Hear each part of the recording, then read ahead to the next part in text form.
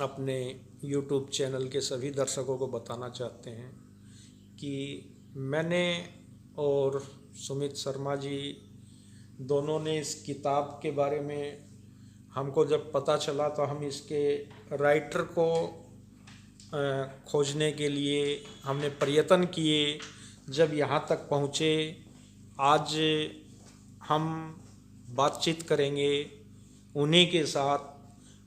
नंदिनी बजाज जी आज हमारे साथ हैं। कैमरा की नंदिनी जी नमस्कार। नमस्कार सर। और कैसे हैं आप? बहुत बढ़िया। आप बताइए, आप कैसे हैं? बहुत अच्छा।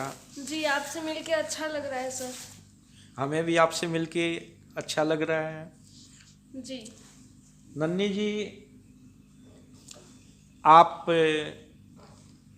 क्या बता सकती हैं कि आप किस डिजीज से या कैसे आप किससे पीड़ित हैं? जी, मुझे सेरेब्रल पाल्सी नाम की एक डिजीज़ है जिसमें हमारे ब्रेन के सेल वीक हो जाते हैं जी। और वो सेल ब्रेन, क्योंकि हमारे हर बॉडी पार्ट को कंट्रोल करता है, हमारे बोलने सुनने की शक्ति को ब्रेन कंट्रोल करता है। यानी सेरेब्रल पॉल्सी है जिसमें शरीर कम डेवलप होता है। हाँ जी। मैं आपसे ये पूछना चाहूंगा, ये आपको किस उम्र में पता चला नंदिनी जी? जी, जब मैं 3.5 साल की थी, तब मैं बहुत संघर्ष के बाद नहीं, आपको कब आभास हुआ कि आपको कब पता चला कि मुझे ये, आप सोचने लायक हुई तब आपको कब एहसास हुआ ये? जी, तो मैं मेरे ऊपर मेरी बीमारी ने कभी कोई नकारात्मक प्रभाव नहीं डाला या मैंने खुद इस बारे में ज़्यादा नहीं कभी सोचा। लेकिन क्योंकि मैं अपने को मानसिक रूप से तंदुरुस्त रख पाई इतनी बड़ी बीमारी के बावजूद भी। बहुत अच्छी इसका पूरे का पूरा जो श्रेय है वो मैं अपने माता पिता और अपने पूरे परिवार को दूंगी, क्योंकि उन्होंने मुझे कभी भी अन्य बच्चों से अलग नहीं समझा और ना ही मुझे अन्य बच्चों के परिवेश से दूर रखा है। मेरा फ्रेंड सर्कल बहुत बड़ा है। लगभग कितने फ्रेंड होंगे आपके? आपने कभी काउंट किए? गिनती ही नहीं है। वाह वाह, बहुत खूब। जी। यानी हर आदमी आपसे मिलना चाहता है, हर फ्रेंड मिलना चाहता है। आप इस स्थिति में जो आपने पढ़ाई शुरू की, इसके पीछे मम्मी पापा या घर के किस सदस्य का ज्यादा अहम रोल रहा? मेरी पढ़ाई के पीछे मेरी दादी का बहुत अहम रोल रहा है, क्योंकि मैं इसलिए ऐसा कह सकती हूँ क्योंकि हर माँ अपने बच्चे को लेके थोड़ी ज़्यादा चिंतित होती है, ज़्यादा भावुक होती है। वैसी ही कुछ सोच मेरी मदर की भी थी। जब 5-5.5 साल तक मेरी मदर को लगता रहा कि फिजिकली थोड़ी वीक है, तो कैसे अपने आप को स्कूल के परिवेश में ढालेगी और कैसे पढ़ाई करेगी। लेकिन मेरी दादी ने मम्मी को भी मोटिवेट किया और मुझे भी मोटिवेट किया और उन्होंने मेरी पढ़ाई की शुरुआत उन्हीं की बदौलत मैं कह सकती हूँ हुई। लेकिन उसके बाद मेरे पापा ने या मेरी मम्मी ने या मेरी सिस्टर ने या किसी भी परिवार के और सदस्य ने मेरे को पढ़ाई में भी फिर कभी नहीं समझा।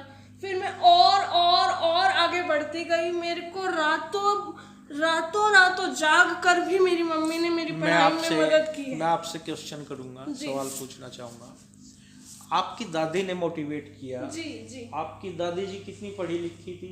मेरी दादी प्रिंसिपल की पोस्ट से आज रिटायर है। पिछले अभी 16 साल हो गए उन्हें रिटायर हुए, लेकिन उससे पहले काफी साल उन्होंने प्रिंसिपल की पोस्ट पर काम किया। वो प्रिंसिपल की पोस्ट से रिटायर है जी। यानी उनका एक्सपीरियंस है बच्चों के साथ। जी। बहुत अच्छी बात। नन्नी जी, आपको जब आप एक राइटर हैं तो स्वाभाविक है कि आप राइटरों को पढ़ती भी होंगी। जी। तो वो आपके कौन कौन से फेवरेट राइटर है वो आप बताएंगे? जी, मेरे फेवरेट राइटर महादेवी वर्मा जी हैं, प्रेमचंद जी हैं, सूर्यकांत त्रिपाठी निराला को भी मैंने बहुत पढ़ा है। लेकिन सबसे ज़्यादा प्रभावित हुई हूँ मैं महादेवी वर्मा जी से और प्रेमचंद जी से, क्योंकि उनकी लेखन शैली और उनकी जीवन शैली मुझे अपने आप से मिलती जुलती लगती है, तो उनसे मैं काफ़ी प्रभावित हूँ। यानी उन्होंने कहीं न कहीं वास्तविक जीवन का चित्रण किया। जी। तो आप के जो है ये कई इंटरव्यू हुए हैं जी। बताएंगे आप कहाँ कहाँ आपने इंटरव्यू किए, कहाँ कहाँ आपने मतलब आपने जो है खुद एंकरिंग भी की है शायद आपने? जी जी, मैंने सुना है। जी, मैं पहले बताऊं एंकरिंग के बारे में, तो एंकरिंग मैं काफ़ी समय से एक अवसर तलाश रही थी जहां मुझे एंकरिंग करने का अवसर मिले। एक ऐसा प्लेटफॉर्म मैं काफ़ी समय से तलाश रही थी, लेकिन अभी कुछ 1.5 वर्ष पहले मुझे वो प्लेटफॉर्म मिल गया, और वो प्लेटफॉर्म जो है वो भी वुमेन एम्पावरमेंट पे काम कर रहा है, और वुमेन टीवी इंडिया उस प्लेटफॉर्म का नाम है, वो यूट्यूब चैनल है। वो आपके कई तरह के इंटरव्यूज़ लेता है, मोटिवेटेड पर्सनालिटी के या इंस्पिरेशनल पर्सनालिटी के इंटरव्यू लेता है वो चैनल। और वो चैनल एक संगीत कार्यक्रम चलाता है जिसका नाम है तेरे मेरे गीत। उस पर्टिकुलर कार्यक्रम के लिए रोज़ अलग अलग वुमेन की या गर्ल की ड्यूटी लगती है एंकरिंग करने के लिए। तो वहाँ मुझे एंकरिंग करने का अवसर मिला, और मैं कहूँगी कि लॉकडाउन के दिनों में मम्मी ने ही वो चैनल देखा था, वो प्रोग्राम देखा था यूट्यूब पर तेरे मेरे गीत, तो मम्मी ने ही मुझे उस चैनल से जोड़ा, एक तरह से कह सकती हूँ। आप पढ़ाई के साथ साथ मैंने सुना कि आप पेंटिंग भी अच्छी करती हैं।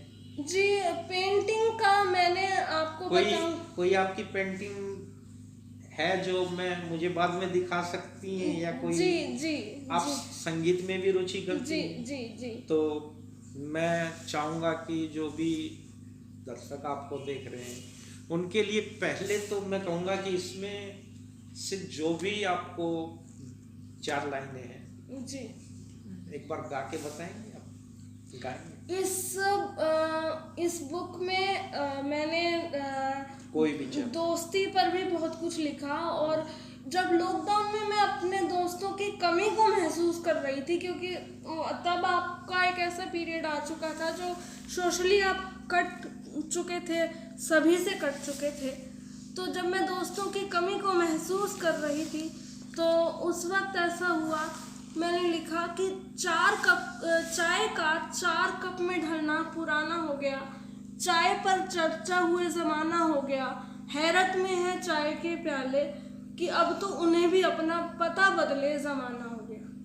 बहुत खूब, वो हमारी मजबूरी थी नन्ही जी। जी जी। और जी। हम चाहेंगे कि कोरोना में हमें सरकार के या उस महामारी से लड़ने के जो भी सरकार के या संबंधित डिपार्टमेंट के जो भी इंस्ट्रक्शन थे हमें फॉलो करना था। जी। आपने संगीत भी आप काफ़ी दिनों से सीख रही हैं। जी।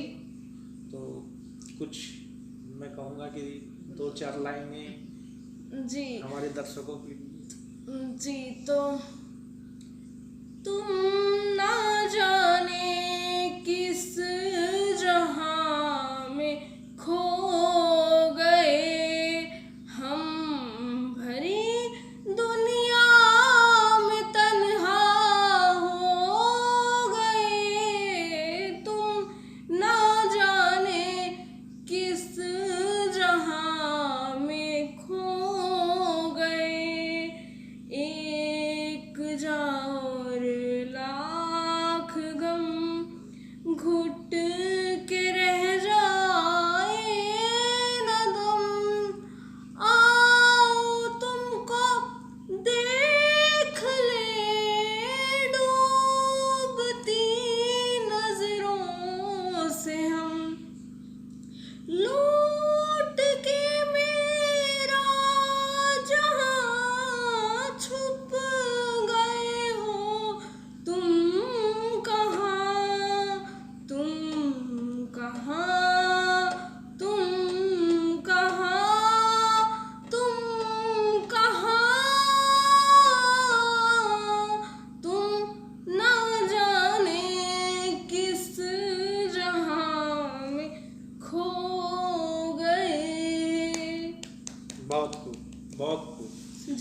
यू। आपने वास्तव में काफ़ी रियाज और मेहनत की है। जी।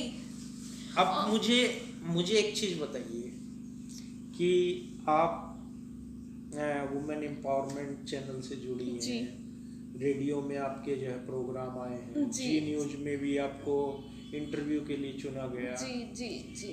तो जब ऐसे अवसर आपको प्राप्त होते हैं तो कैसा फीलिंग होती है आपको? ऐसे अवसर जब प्राप्त होते हैं तो एक ही चीज़, उसका कुछ एक्सपीरियंस भी हमें बताएं। जी। एक का बताएं। जी, जब ऐसे पहला आपका सवाल ये कि तब आप कैसा महसूस करती हैं, तो मैं आपको बताऊं कि जब ऐसा अवसर मुझे प्राप्त होता है उस वक्त सबसे पहले शुक्रगुजार होती हूँ ईश्वर का, और उसके बाद मैं शुक्रगुजार होती हूँ अपने पेरेंट्स का और अपने परिवार के लिए, क्योंकि आपके अंदर जितनी भी प्रतिभाएं होती हैं वो उभरती तभी हैं या निखरती वो तभी हैं अगर आपको आपके परिवार वालों का पूरा सहयोग मिलता है, उनकी पूरी सपोर्ट आपको मिलती है, और समाज भी कहीं ना कहीं आपको तभी स्वीकार करता है यदि आपका खुद का मैं आपको एक बार बीच में कहूँ। जी।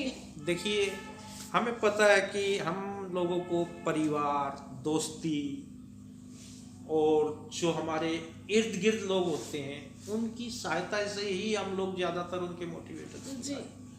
लेकिन आपकी पर्सनली जब आपने एम्पावरमेंट चैनल को के साथ जुड़े, आप वुमेन एम्पावरमेंट चैनल से आपने जी न्यूज़ को इंटरव्यू दिया, आपने रेडियो पे इंटरव्यू दिया, तो मैं पूछूंगा कि उस क्षण आपकी पर्सनल वो अपने आप को कहाँ पा रहे थे? बस पर्सनली मैं यही बताऊंगी कि पर्सनली मैं बहुत खुश थी और बहुत अलग तरह की ऊंचाइयों को मैं महसूस कर रही थी, और समाज को मैं यही कहना भी चाहूँगी कि अपने आप को किसी से कम मत समझिए। अगर आपके जीवन में कोई मुश्किल आती है या कोई बाधा आती है तो आप हमेशा ये ध्यान रखिए कि एक जो गीत की लाइन है, जीवन चलने का नाम, चलते रहो सुबह शाम, तो अपने जीवन की किसी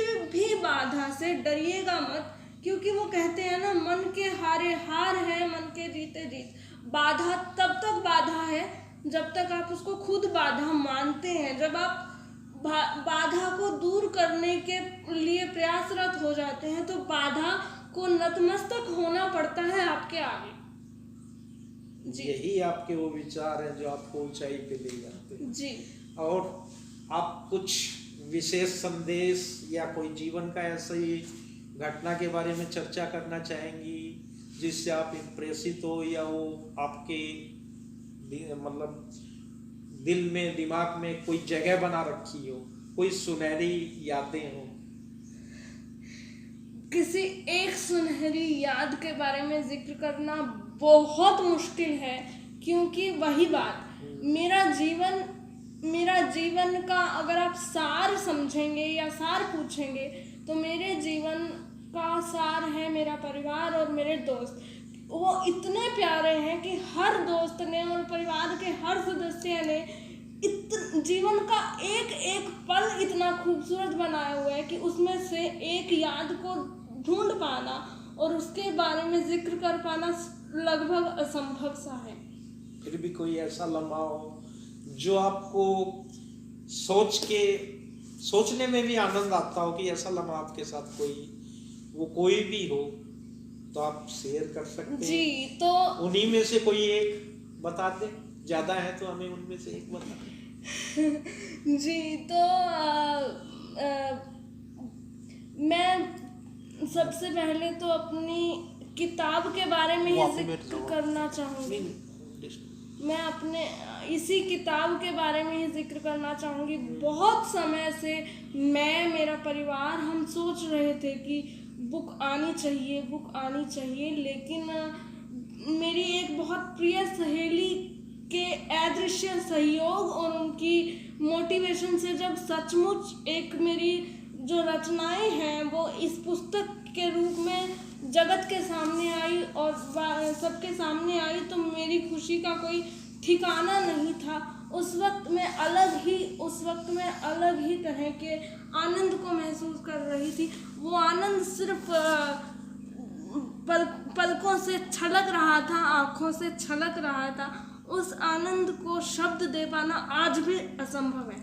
यानी ये आपके प्रयासों की पहली सीढ़ी थी, जी हम ये कह सकते हैं जी कि जो आपके प्रयास थे, मदर फादर आपके फैमिली जी के, जी जी उनके प्रयास से आपकी जो मेहनत थी वो पहली आपको खुशी देने वाली जो संपूर्ण, तो मैं कहूँगा कि आप इसी तरह आगे भी हमारे दिव्यांग समाज के लिए या डिफरेंटली एबल, क्योंकि हमारे समाज में भी एक से एक ऐसे होनहार मैंने शख्सियतों से मिला हूँ जी और उसी के चरण में आपसे मिल रहा हूँ। जी जी जी तो उनके लिए आप रोल मॉडल भी हैं और उनके लिए प्रेरणा स्रोत भी हैं। जी।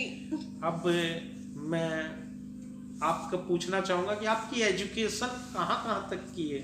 एजुकेशन मेरी मैंने +2 के बाद जेबीटी की और जेबीटी के बाद मैंने एचटेट भी क्लियर कर लिया आपका एचटेट क्लियर है? जी जी, मेरा एचटेट क्लियर है और मैंने फिर उसके बाद बीए भी की हुई है। आपने बीए भी कर रखी है? यस। और मैं आपको एक बताना चाहूँगी कि संगीत के क्षेत्र में भी आज तक मेरे को जितने भी अवसर मिलते आए हैं और जितना भी मैं सीख पाई हूँ या जितना भी मैं समझ पाई हूँ, वो उसका बहुत बड़ा श्रेय मैं देना चाहूँगी अपने संगीत गुरुजी मिस्टर TL शर्मा जी को, क्योंकि उन्होंने जो मेहनत मुझ में उन्होंने जो विश्वास जगाया या मुझ में उन्होंने जो विश्वास किया, मुझ पर उन्होंने जो विश्वास किया, अगर उतना विश्वास वो ना करते या उस लगन से वो मुझे ना सिखाते या मेरे अंदर वो उतना विश्वास खुद के अंदर ना जगा पाते, तो शायद मैं इस मुकाम पर ना होती। उनका कहना था कि नहीं तू ये भी कर लेगी तो वो भी कर लेगी। मैं अगर कहीं डगमगा भी जाती थी, मैं अगर सर को कभी कभी कह भी देती थी कि सर ये चीज़ बहुत मुश्किल है, तो वो मुझे बहुत अच्छे से बहुत प्यार से समझाते थे कि नहीं यू कैन डू इट। और उन्होंने जिस तरीके से चीज़ें समझाई, जिस तरीके से उन्होंने चीज़ें सिखाई, उनको बहुत बहुत नमन, उनको कोटि कोटि नमन और उनको बहुत बहुत धन्यवाद कि वो मेरे अंदर इतना विश्वास। मैंने संगीत के क्षेत्र में मैं ये कहूँगी कि मैं हर रोज़ खुद के एक नए हुनर से मिलती आई हूँ कि अच्छा मैंने ये भी कर लिया। मैं खुद से सरप्राइज होती आई हूँ, तो वो मुझे जब खुद से सरप्राइज देने का क्रेडिट अगर मैं किसी को दूंगी तो वो मैं सर को दूंगी कि मेरे एक ऐसे गुण से वो रोज़ मिलवाते रहे मुझे कि मुझे भी लगा कि हाँ ठीक है मैंने ये भी कर लिया। बहुत खूब। अब मैं आपसे कहना चाहूँगा कि अपने दर्शकों को अगर छोटा सा कोई मैसेज देना चाहें जी, तो इस चैनल के माध्यम से हम पहुंचा सकते हैं आपका मैसेज, जो हमारे और साथी हैं जो किसी वजह से रह जाते हैं, माँ बाप का या साथ या परिस्थितियों से नहीं मिल जाता, तो उनको आप क्या संदेश देना चाहेंगी उनके लिए कुछ? जी, तो उनके लिए मैं यही कहूँगी कि देखिए, आप जब प्रयासरत किसी भी चीज़ के लिए होंगे तो समाज आपको, बहुत सारे लोग ऐसे होंगे जो आपको आपकी सोच से सहमत होंगे, आपका साथ देंगे और आपका साथ देने के लिए राज़ी होंगे, और बहुत सारे ऐसे भी होंगे जो आपको पीछे धकेलने की कोशिश करेंगे, आपको नकारात्मकता आपके अंदर लाने की कोशिश करेंगे। पर जो लोग नकारात्मकता लाने की कोशिश करें या किसी भी तरह से पीछे आपको खींचने की कोशिश करें, उनकी बातों को सोचने का या उनकी बातों को सुनने की कोई ज़रूरत नहीं है। उनकी बातों से बहुत परे हट जाइए और अपने प्रयास को अथक आप बढ़ाते जाइए आगे, और अपने परिवार का सहयोग आपको मिलता रहे, बस इतना ही काफ़ी है। और अपने परिवार का सहयोग आपको मिले उसके लिए आपको अपना मनोबल कहीं भी गिरने नहीं देना, क्योंकि अगर आप हिम्मत नहीं हारेंगे तो आपके परिवार को भी कहीं ना कहीं हिम्मत मिलेगी। तो आप जी, तो बस मैं समाज को यही कहना चाहूँगी कि बिना किसी भेदभाव के एक दूसरे का साथ दीजिए। और सबसे पहले आपको अपना साथ खुद देना होगा। अपना साथ खुद देने का मतलब है कि किसी भी परिस्थिति में अपना मनोबल मत गिरने दीजिए। और अगर आपने अपना साथ दिया तो कारवा आपके साथ जुड़ता जाएगा। बहुत हम आपकी इन बातों को सुन के हम चाहेंगे कि आपका पर्सनल एक्सपीरियंस, आप अपने पर्सनल एक्सपीरियंस इस पर शेयर कर रही हैं इस चैनल के माध्यम से, जी। तो मोटिवेट होंगे। एक बार मैडम नमस्कार, माता जी हैं ये नन्ही, नमस्कार। आप अपना नाम बताएं जी। मैं पूजा बजाज, नंदनी पूजा बजाज मम्मा। जी। या तो आप इनकी माता हैं। जी। आज आपके सामने हमने इंटरव्यू किया है। जी। आप जब ये बच्ची आपकी नॉलेज में आई कि उस दिन को और जो आज है, आप उसके बारे में थोड़ा सा अगर एक्सप्लेन, मतलब ये कर सकती कि उस दिन आपके दिमाग में क्या था, आज आप कहाँ देख रही हैं? बिल्कुल कर सकती हूँ, बहुत अच्छे से कर सकती हूँ। जब मुझे ये एहसास हुआ कि प्री मैच्योर बोर्न होने के कारण ये चल नहीं पा रही, हर चीज़ में इसका डिले होता जा रहा है, तो ये लगा लो कि पूरी रात जैसे रोते ही गुजरती थी। नेचुरल था, हर माँ, कोई भी माँ इस चीज़ को बियर नहीं कर पाती कि उसका बच्चा चलने में लेट हो रहा हो, चाहेगी कि दौड़ता हुआ जल्दी से आए। लेकिन आज का जो मुकाम है, I am a proud mother of a talented girl. आज मतलब सब हमें जानते हैं नंदनी की मम्मा पापा के नाम से, नंदनी की सिस्टर, नंदनी की ये मम्मा है, ये नंदनी के पापा है। मतलब कि एक बच्चे के द्वारा पहचान में आना बहुत ही बड़े, जो कह सकते हैं, गर्व का विषय है। तो नेचुरली वो दिन और आज का दिन, आज मैं बहुत खुश हूँ। मैडम, मैं एक चीज़ और कहूँगा कि आपकी जो सास जी या नन्ही जी की ग्रैंड मदर जी, तो उन्होंने नन्ही जी को ही एक टीचर की तरह ट्रीट किया, यानी वो रिटायर्ड प्रिंसिपल थी, क्या आपको भी करती थी? नेचुरली टीचर तो सबको टीचर की तरह हैंडल तो करता ही है, हमें भी वो एक टीचर की तरह, इस सेंस में कि ठीक है बड़े हैं वो तो बड़े, एक टीचर का रोल तो उनका रहता ही है। उस समय तो लगता है कि ये कठोर है, लेकिन उसका रिजल्ट नहीं, बहुत बढ़िया रिजल्ट उसका ये रहा कि आज नंदनी जिस मुकाम पे है, तो इनकी दादी का बहुत बड़ा हाथ है उसमें, नो डाउट, बहुत बड़ा हाथ है। इनके फादर किस तरीके से देखते हैं वो तो हमारे सामने है नहीं, आप भी काम से गए होंगे शायद बाहर। बिल्कुल, तो पापा का तो देखो मैं कुछ कह ही नहीं सकती, क्योंकि उन्होंने सपोर्ट किया। वो हमारे पास जिस वक्त भी हमें नीड फील हुई तो एकदम से हमारे साथ उन्होंने खड़े होके काम किया, दिन रात। मतलब कुछ भी नंदनी के को आगे बढ़ाने के लिए कुछ भी चाहिए, तुरंत हाजिर। सिर्फ ये नहीं कि फाइनेंशियली, हर तरह से सपोर्ट, फिजिकल वर्क भी उन्होंने बहुत किया। नंदनी को कहीं भी लेके जाना हो, इवन कि स्कूल में जाना है, कॉलेज में जाना है, तो खुद से वहाँ छोड़ के आना, फिर लेके आना, every time he is with us. मैं सभी दर्शकों को इस चैनल के माध्यम से आपसे हाथ जोड़ के रिक्वेस्ट है कि इस वीडियो को ज़्यादा से ज़्यादा शेयर, लाइक और सब्सक्राइब करें चैनल को, और ज़्यादा से ज़्यादा हमारे साथियों तक पहुंचाएं, जिससे वो देख के मोटिवेट हो सकें। हमने आपको दिखाया नन्ही बजाज जी, उनकी मदर पूजा बजाज जी, दोनों ही से हमने बातचीत की। मैं संजय अग्रवाल फिर आपके साथ रिक्वेस्ट करता हूं, और मेरे साथ हैं सुमित शर्मा जी, ये एक बार रिक्वेस्ट करेंगे। आप सभी का स्वागत है हमारे YouTube चैनल पर। कृपया करके मेरे चैनल को लाइक करें, सब्सक्राइब करें, कमेंट करें, ज़्यादा से ज़्यादा शेयर करें, जिससे कि यह पता चले दिव्यांगता एक अभिशाप नहीं है। दिव्यांग व्यक्ति अपने आप को दिव्यांग ना समझे, वह दिव्यांग होता है तो मैदान जंग में एक सैनिक, बहादुर सैनिक की तरह उतरता है। और आज के ज़माने में जो दिव्यांग व्यक्ति कर सकता है वो एक नॉर्मल व्यक्ति नहीं कर सकता। इसका उदाहरण है हमारे सामने नंदनी बजाज। करो धन्यवाद करके, आप धन्यवाद करो और धन्यवाद नंदिनी जी, जो आपने अपना कीमती वक्त निकालकर हमें अपना इंटरव्यू दिया और हमें अपने बारे में बताया कि दिव्यांगता एक अभिशाप नहीं है। जो भी दिव्यांगता के क्षेत्र में आप दिव्यांगों के रोल मॉडल है, जो ठान लेता है दिव्यांग व्यक्ति कुछ भी कर सकता है। जैसे कि आपने अपनी दिव्यांगता के ऊपर पुस्तक लिखी, जज्बातों की तितलियाँ। मैं चाहूँगा कि उस पुस्तकों को